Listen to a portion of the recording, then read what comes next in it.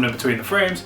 My name is McKay, and what you're about to see is, well, it's a little of everything, I guess. So a lot of times when I'm filming things for either Between the Frames or my Instagram, whatever the case, like I sometimes just hold on to it and plan on using it in a video or something like this, you know?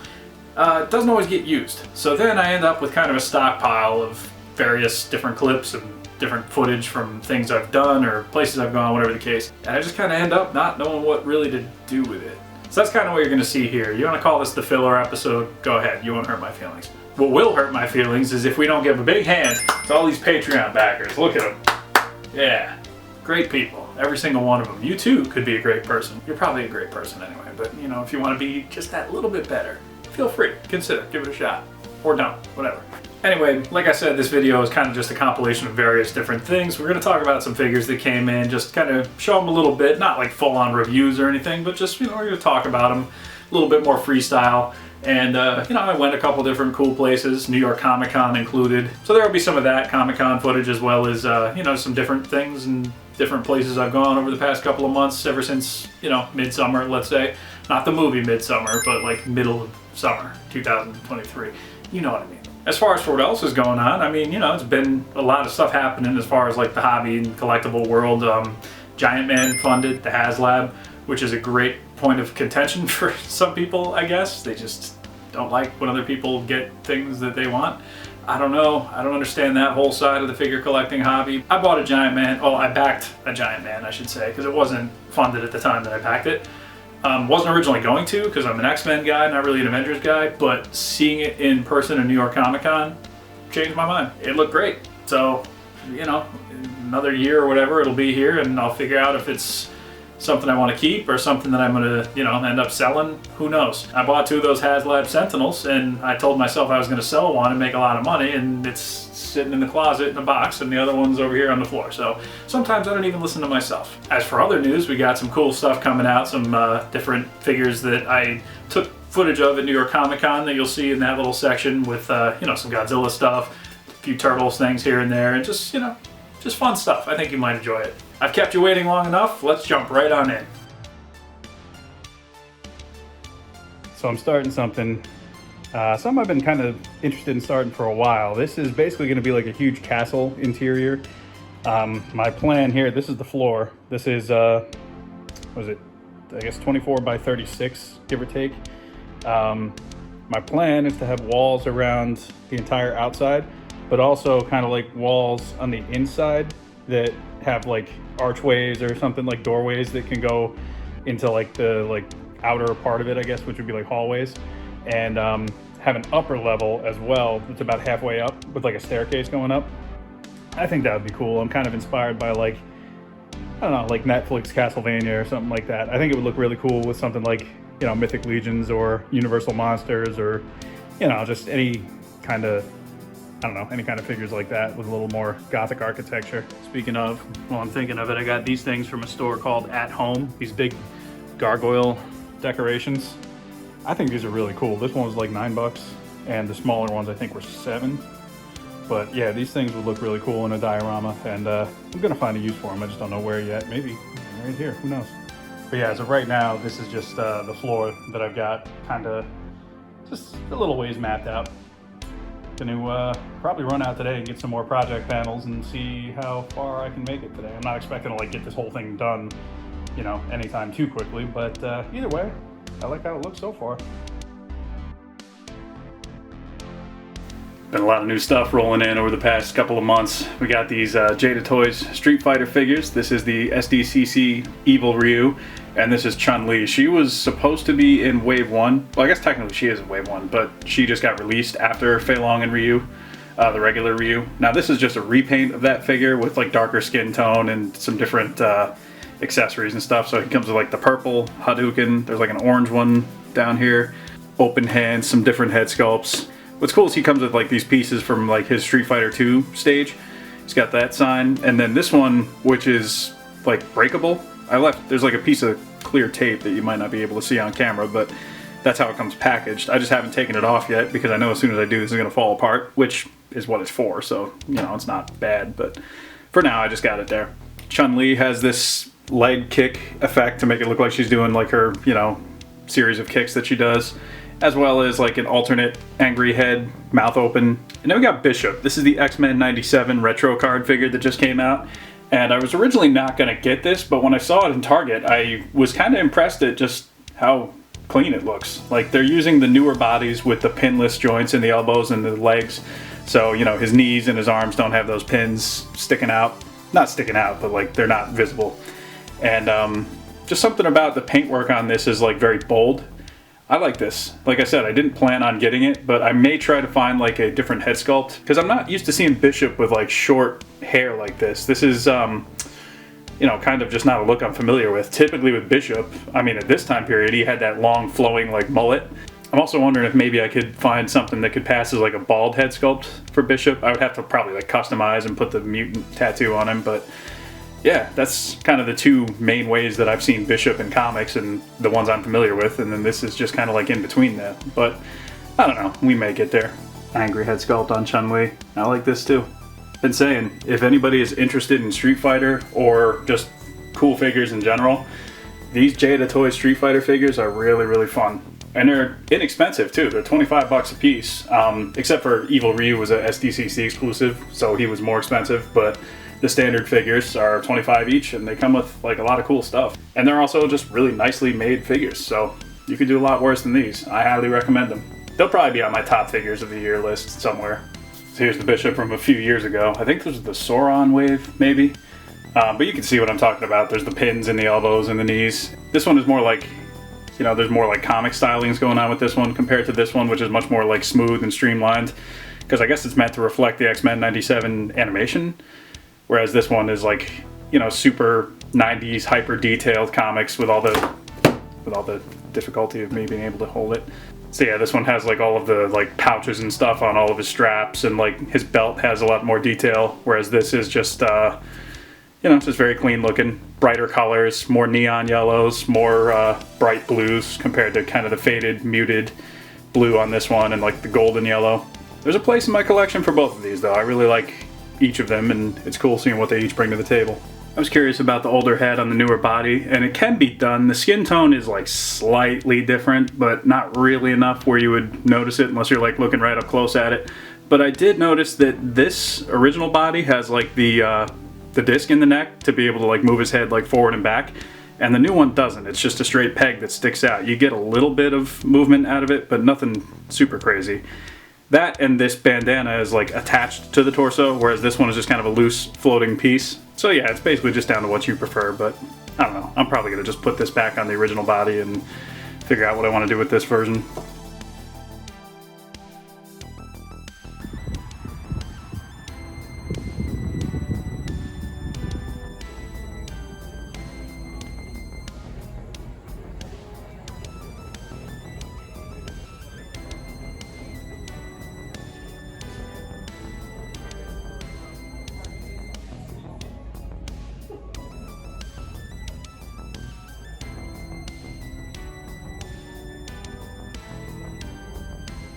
Somebody's working the dioramas. Pretty sick.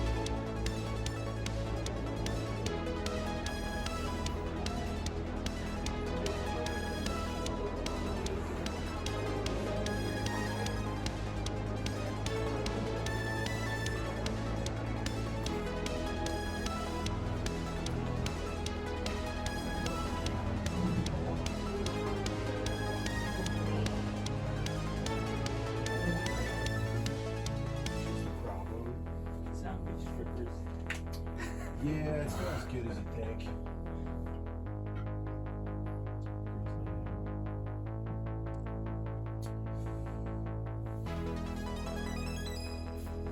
The Hammer collection. The speed of it is awesome. What's your favorite scary movie? I'm asking, like, seriously, leave it in the comments if you have a favorite. But this is the Ghostface, not to be confused with Scream, because this has nothing to do with Scream, because of licensing or something, I don't know. But yeah, Ultimate Ghostface. This is the New York Comic Con version, so he comes with like a little Statue of Liberty, like little ornament thing, which actually, if you look really closely, has the Ghostface mask sculpted onto the statue, which is nice. Comes with a play kill, not to be confused with the play bill. There's like pretty much every mask that's ever been worn on screen in any of the Scream movies for like any length of time. I like this decaying one actually a lot. This is really cool. Yeah, he's got his voice changer, he's got a knife, he's got a glow-in-the-dark knife if you want to go that route. Extra hands, cloth like cloak thing. This is really nice. NECA's horror stuff is always really cool. I just don't like get a ton of it. I mean, the Universal Monsters ones are the ones that I like kind of the best, but the modern, I say modern as if Scream is like not from 1997 or whatever, but all the more recent like slasher figures, you know, your Freddys and Jasons and, you know, Ghostface and all that kind of stuff, I should get more of them. I really like the way they look, and there's, you know, definitely room on my shelf for them. Maybe not necessarily my shelf, but there's room in my collection for them. Overall though, this is really nice, and, you know, as a fan of Scream from back when it first came out, I had a fascination with that movie, and like I think everybody my age probably really enjoyed it. So yeah, it's nice to commemorate that with a nice figure in the collection. So yeah, high marks all around. So here we got Tarantulas from Transformers Legacy. Now I've said a number of times, I'm not really a Transformers guy. I like Beast Wars. I like the early generation of Beast Wars before they kind of got into the Transmetal and Beast Machines and all that kind of stuff. I don't know. I kind of fell off with all that. But early Beast Wars I really liked. And Tarantulas was one of those figures that I never had as a kid. So I was happy to get one now. He's actually surprisingly different from Black Arachnia. She's much slimmer and much more kind of spindly, whereas Tarantulas is like stockier and thicker. Back in the day, like the original toys, like in the 90s, Tarantulas and Black Arachnia were exactly the same figure, just like palette swapped. And that's what they could do back then. You know, they did the same thing with Tigatron and Cheetor. They did the same thing, I think, with Waspinator and Buzzsaw. Same kind of like characters like that, where they just were like, let's just paint them a different color. Whatever, who cares? But yeah, I really like this. This will go on the shelf. I don't know if I'm going to do any more Beast Wars stop motion. I probably should, because for some reason, the one that I posted on Instagram that wasn't even like a full like edit, it was just like kind of test footage, it got like some crazy amount of views, and I don't know how. I think it got shared to Facebook, but I don't remember sharing it to Facebook, so I don't know who did or what happened, but it was just one of those fluke things that I can't explain. But you know, I guess I should probably do more, because people seem to really kind of get into it. So maybe I'll end up animating this Tarantulas. I don't know, we'll see. I'm just so tired.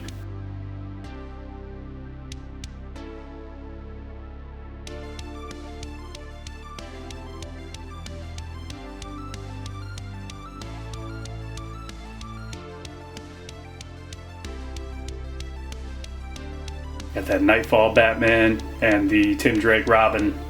Daddy Max Strikes Again. These are pretty good. I really like the Batman. The early 90s color scheme really works well for this figure.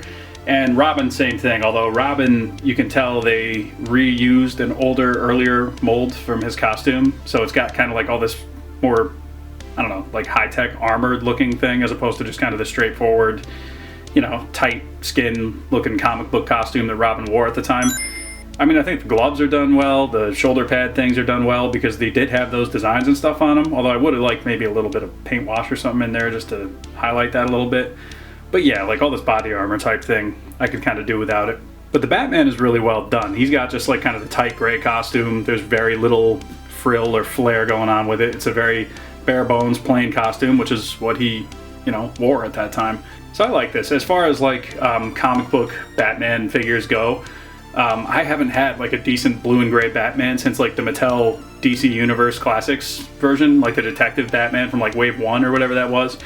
And even their version of this Tim Drake costume Robin was just a repaint of like the later Robin costume, the red and black one. So like that had some, Just like some inconsistencies with the costume and just some inaccuracies. Batman I think is great. I like this figure a lot. Robin is not bad. We're getting warmer, but we still don't have that classic Tim Drake 90s Robin figure. I'm waiting to see if like Mafex is going to do one. I can't remember if they announced it or if they showed it at all, but if they did, I totally am drawing a blank. But I think they would do really well with it because they're leaning pretty heavy into like both Hush and Nightfall. And Robin wore that same costume in both Hush and Nightfall. The art style was done a little bit different, obviously, but like the costume was the same. So hopefully one of those two series will see this Robin. As figures go like this, like I'm not even a huge McFarlane guy. Like in my opinion, they've had more misses than hits over the years. But when they do something nice, I gotta give them, you know, all the credit in the world. And these are nice. That's right, yes, headed home for the weekend. Family's all coming to town because it's Grandma's birthday party. This is a big deal. This is huge. I realize that me saying Grandma's birthday party might paint like a certain picture in your head, but I guarantee you that whatever you're thinking of is not what I'm going into.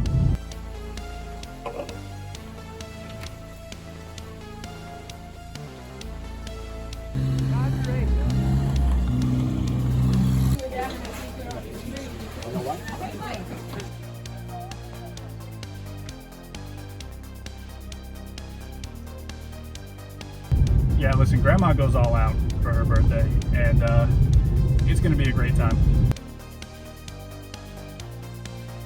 Magneto, Mafex. So I talked in an episode recently about how, as far as Mafex X-Men figures go, I'm only doing Toy Biz Series 1, 1991, or whatever year that series came out. Those are the only ones I'm doing, because it would be very easy to spend a lot of money if I went with like Psylocke and Gambit and all the Jim Lee ones they're doing.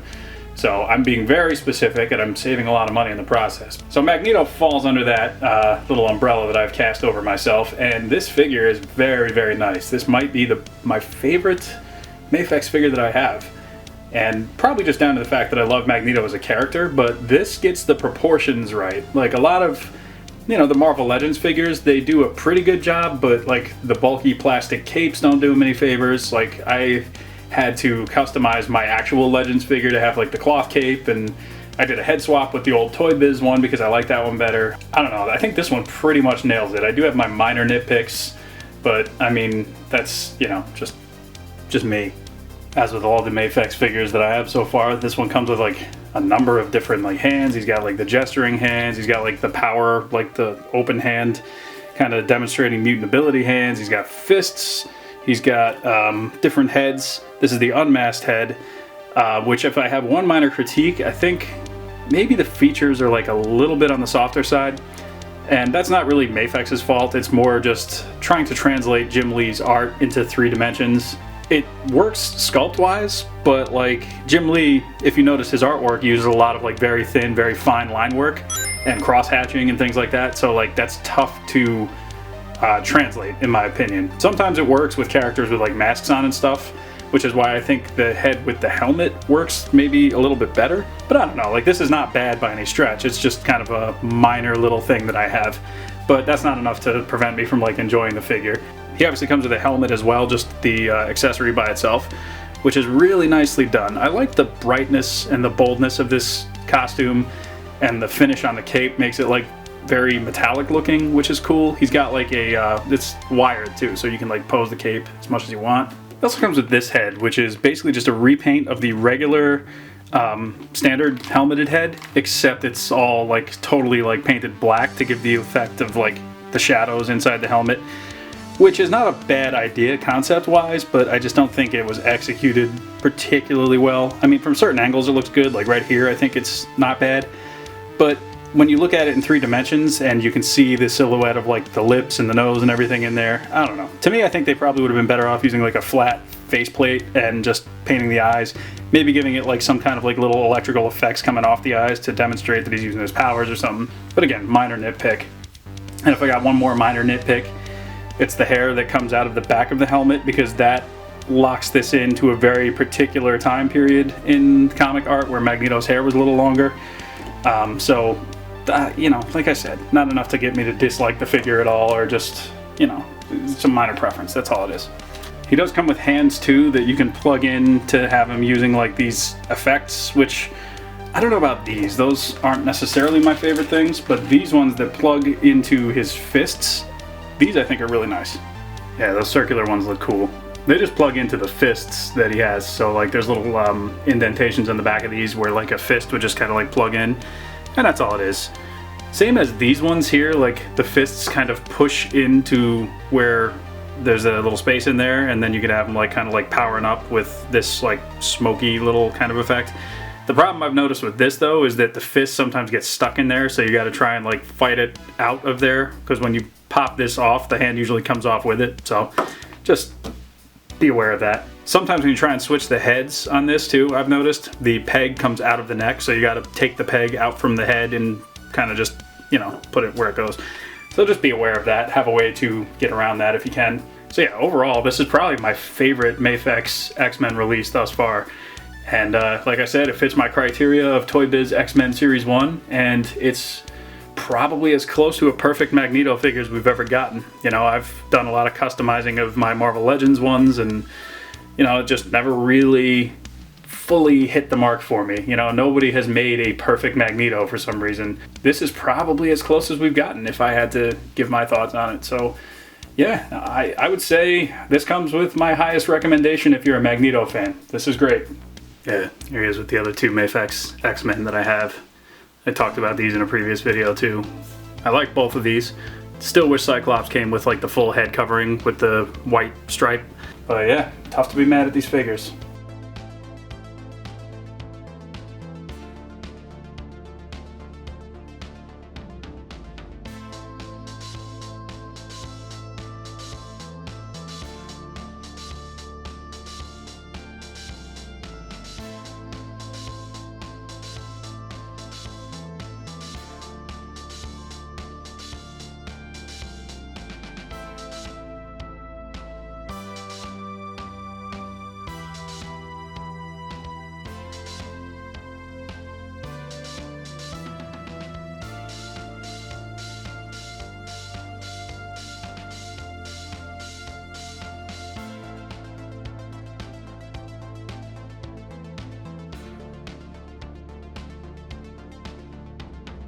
That's right, Playmates. Mutant Mayhem, baby! Didn't even open these yet. Didn't even see this movie yet. We'll get there. These figures look pretty nice though, 10 bucks a piece. And you know, as a movie tie-in line for a kid's toy line, these just look like a lot of fun. And the amount of detail they put on them is pretty good, you know, for, you know, considering the asking price and what Playmates usually does. I mean, as far as like the vintage stuff that they keep re-releasing constantly with just enough differences from the original figures to make me not interested, these are relatively unique and seemingly pretty cool. So yeah, I like them. So what we got here is the Loyal Subjects Best Action IDW Teenage Mutant Ninja Turtles. Now these are a couple months old at this point. There was an SDCC set that came out with a little bit more detail as far as paint. I think it was just a wash, which after I watched like some review videos and stuff, the wash to me looked like a little heavy. So I wasn't super impressed by that particular element, but everybody said the figures were good, so I decided to check them out. And these are 20 bucks a piece, and they come with like mad stuff, like alternate heads, alternate hands, effects. Like this is a thing you can put on Leonardo's sword to make it look like it's like flying through the air. Little thing of goggles for Donatello, that's pretty cool. These are based on the more modern, I guess, like IDW comics from like the last couple of years. Because to me, like the Super 7 alternate heads look more like the original IDW comics, but then the art style changed at some point throughout the run, and this is kind of what they look like now. This is a great set in my opinion, 20 bucks a piece, and you know, you get all this stuff. All in all, the figures are nice. They mix in pretty well with like your other Turtles figures that you may already have in your collection, so if you're just looking for like a nice set of different looking Turtles, you can do a lot worse than these. And you can see they're all sculpted totally differently too. All of their bodies are totally unique. All of their weapons, the paint on the skin tones and everything is totally unique. So there's a lot to like about these guys. And can't talk Turtles without talking about the NECA set. This is the comic book Mirage comic set that just came out a couple of months ago. This was a Target exclusive, I believe. Yeah, I got nothing bad to say about this set at all. These turtles like look spot on to the comic book art at the time. They move really well for being stocky figures. You know, they're not going to hit the most dynamic poses. They're not like, you know, the Rebel Tech ones, for instance. But for the size and the, like, you know, sculpt and how bulky these guys are, they do nicely, I gotta say. I haven't been able to put this set down. Like, obviously all four of these figures are essentially the same. There's some minor differences with like the head sculpts and some of the paint application, differences in the belts, that kind of thing. But for the most part, these are all the same body mold, but it's a great body mold. And these guys all pose nicely. They all look great together. You have to be into this very specific art style to fully appreciate them. This comes from like, I want to say like early 90s Mirage art. I'm not 100% sure of the time period. Everybody calls this the Jim Lawson set. To me, to my eye, this looks more like the Kevin Eastman stuff from around that time, like on the cover of like the autobiography and all that kind of stuff. There's that iconic image of the turtles on the roof. And to me, that looks more like what this may be based off of.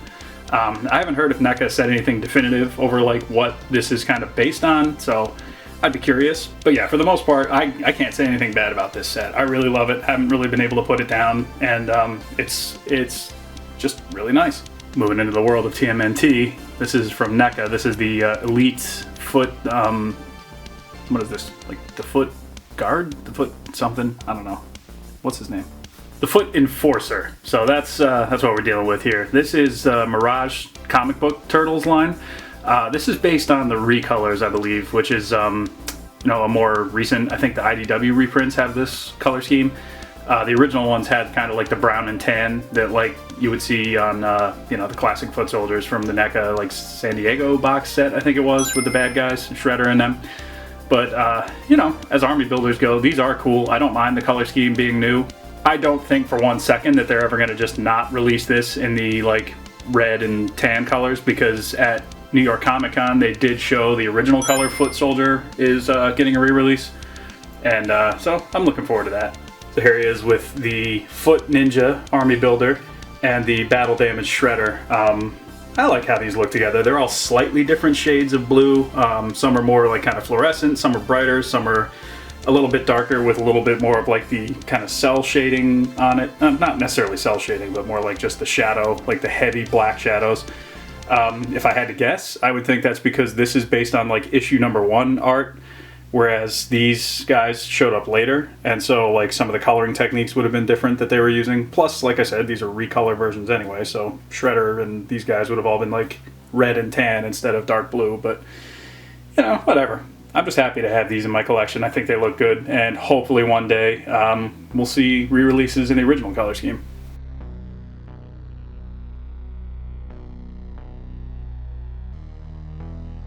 Alas, we come to a close here at Between the Frames. While it's always fun making Between the Frames, this one wasn't particularly streamlined. It was just kind of a lot of stream of consciousness, different things, and different points over the past couple of months, like I said at the top. So if that's your thing, great. I hope you enjoyed it. If you made it this far, thanks for watching, and tune in next time. And if you didn't make it this far, tune in next time anyway. I don't know how you're seeing me say this if you didn't make it this far, but maybe somebody will show you. People will call you and be like, guess what the captain said? And you'll be like, oh no, I didn't watch the whole thing. Whatever, that's fine. You don't need to watch everything all the time. It's too much. Tune in next time on Between the Frames, where instead of being like kind of all over the place and, you know, just kind of throw everything at the wall style video, it's going to be more specialized. We're going to talk mostly kaiju, mostly, you know, Godzilla themed stuff, because as of the time that I'm recording this, I just put up a Godzilla, you know, kind of retrospective, a little bit more introspective video that kind of chronicles my history with Godzilla, especially growing up in a time when Godzilla wasn't really all that prominent in the United States as far as, you know, his cultural presence, I suppose. That video went up. I'm proud of that one. If you haven't checked it out, please feel free to go do so. The next Between the Frames is going to focus a lot on that because of the recent Big Bad Toy Store stop motion that I did. While I was animating that ad, I did a lot of behind the scenes, like kind of making of video. I, you know, took some footage of that, so hopefully that's something you're into if you want to see kind of the more specifics of like some of the ways that I approach that animation, maybe some of the sets I built, all that kind of stuff. So I hope to check that out if that's something you're interested in. It was a great experience. I'm glad I got the chance to do it, and I'm you know, I'm hopeful that I can do something similar in the future. And it's not just going to be about the big bad ad. There's a lot of different kaiju related stuff that I've purposely kept out of this video so that I can throw it into that one and make a more cohesive episode, unlike this one, which was just all over the place, which is kind of more of what Between the Frames has become lately. For better, for worse. You tell me. I don't know. My name is Captain McKay. Thank you again for watching. And, you know, like I said, big kaiju episode the next time around. Hopefully we'll see you there. Until then, we'll catch you in the next one. Later on.